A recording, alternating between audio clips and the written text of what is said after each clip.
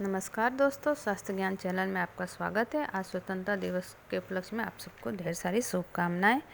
आज जो है हम 4 युगों का वर्णन करेंगे। 4 युग में जो है सतयुग, त्रेता युग, द्वापर युग और कलयुग आता है।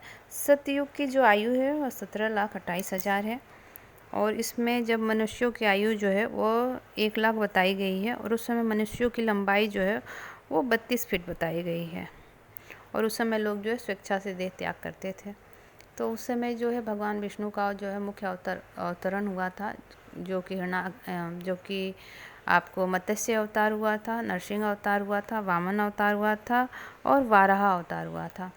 क्योंकि वामन अवतार में उन्होंने राजा बलि का अंत किया था और नरसिंह अवतार में हिरण्यकश्यप का अंत किया था और वाराह अवतार में हिरण्याक्ष का अंत किया था और आपको मत्स्य अवतार में उन्होंने हेयग्रीव राक्षस का अंत किया था। तो इस तरह से ये सतयुग जो है उसमें भगवान ने इस मुख्य रूप में अवतरण लिया था। उसके बाद त्रेता युग जो है उसकी आयु जो है 12,96,000 है और उस समय लोगों की लंबाई जो है वो 22 फीट होती थी और जो है उस समय भी लोग स्वेच्छा से देह त्याग करते थे और उस समय लोगों की आयु 10,000 बताई गई है। उस समय भगवान विष्णु का अवतरण राम के रूप में हुआ था, जो कि शिव जी के शाप से ही उनका ये रूप अवतरण हुआ था। तो उस समय भी लोग स्वेच्छा से देह त्याग करते थे और उस समय का जो मुख्य ग्रंथ जो था, जो कि वाल्मीकि द्वारा रचित था, रामायण था, जो कि हमें प्राप्त हुई है। तो उस समय भी लोग स्वेच्छा से देह त्याग करते थे। राम जी ने सरयू नदी में देह त्याग की थी और माता सती जो है धरती में ही समाहित हो गई थी। और द्वापर, उसके बाद द्वापर युग आता है। द्वापर युग की आयु जो है वो 8,64,000 बताई गई है और उस समय मनुष्य की लंबाई जो है वो 10 फुट बताई गई है और उनकी आयु जो 1,000 बताई गई है। तो उस समय जो है भगवान कृष्ण का अवतरण हुआ था और जो है हमें श्रीमद् भगवद गीता जो है द्वापर युग का एक श्रेष्ठ ग्रंथ है, जो कि हमें अपने जीवन जीने की शैली को बताता है और ब्रह्मांडों की रचना के विषय में बताता है। और उसके बाद जो है कलयुग का आगमन हुआ। कलयुग तो राजा परीक्षित से के समय ही आ गया था। तो कलयुग जो है उसकी आयु जो है 4,32,000 है और इस समय मनुष्यों की आयु 100 वर्ष बताई गई है और इस समय जो है मनुष्यों की लंबाई जो है 5 से 6 फीट के बीच होती है और यहाँ इस युग में जो कल के अवतार का वर्णन किया गया है। तो यहाँ ये 4 युग का हमने वर्णन किया। आगे जो हम शिव चर्चा में जो है आज जो है विश्वेश्वर लिंग के बारे में वर्णन करेंगे, जो कि काशी में जिनका स्थान है विश्वेश्वर महादेव का। तो आज जो है हम विश्वेश्वर लिंग के बारे में जानेंगे। पहले तो हम काशी का कैसे निर्माण हुआ इसके विषय में चर्चा करेंगे और काशी को क्यों सबसे प्राचीनतम नगरी कहा जाता है ये भी हम बताएंगे। शिव पुराण के अनुसार जो है जब भगवान शंकर ने अपने निराकार रूप को साकार रूप से में प्राप्त किया, तब उन्होंने भगवान विष्णु की उत्पत्ति की और भगवान विष्णु की उत्पत्ति करने के बाद उन्हें कहा कि आप जो है अपने साकार रूप से जो है आप तपस्या कीजिए, ताकि आपके शरीर में जो है आप अधिक से अधिक जो है शक्ति प्राप्त कर सके, ऊर्जा प्राप्त कर सके, क्योंकि आपको पृथ्वी का पालन करना है।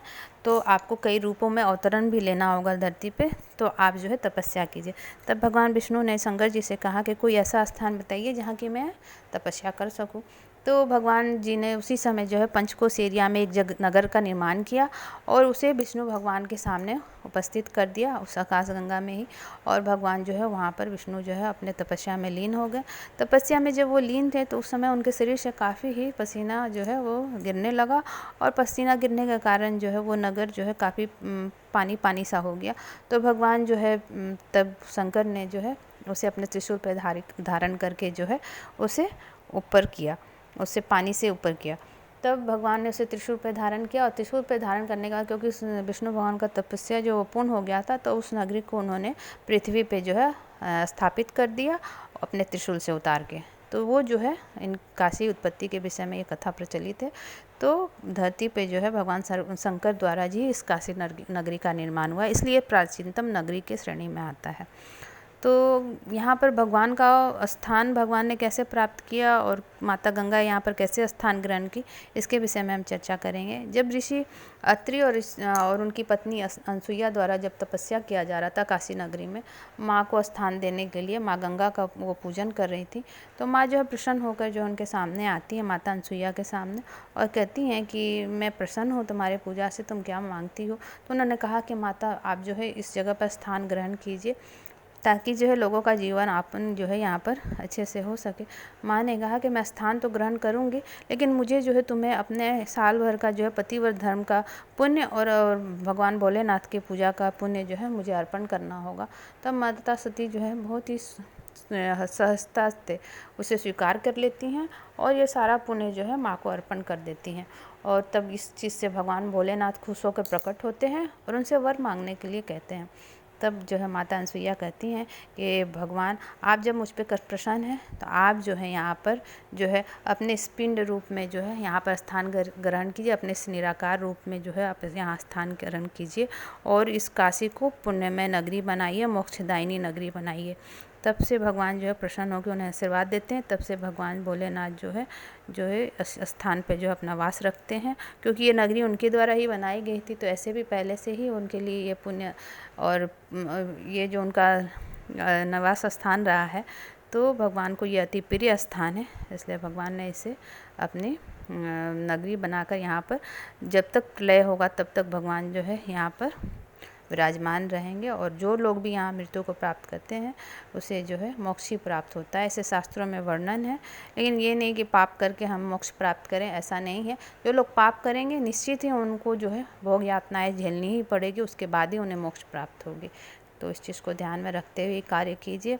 और यहाँ पर जो है द्वादश ज्योतिर्लिंग भी है, शास्त्रों में वर्णित है कि द्वादश ज्योतिर्लिंगों का वर्णन मतलब दर्शन करने से जो है आपको पुण्य की प्राप्ति होती है। तो जो लोग जो है भारत में अन्य जगह पर नहीं जा पाते, सिर्फ काशी में ही दर्शन कर लेने से, यहाँ द्वादश ज्योतिर्लिंग है यहाँ पर, तो उनके दर्शन कर लेने मात्र से ही जो है उनके जो है जीवन में मुक्ति प्रदान हो जाती है, उन्हें मोक्ष का राह मिल जाता है।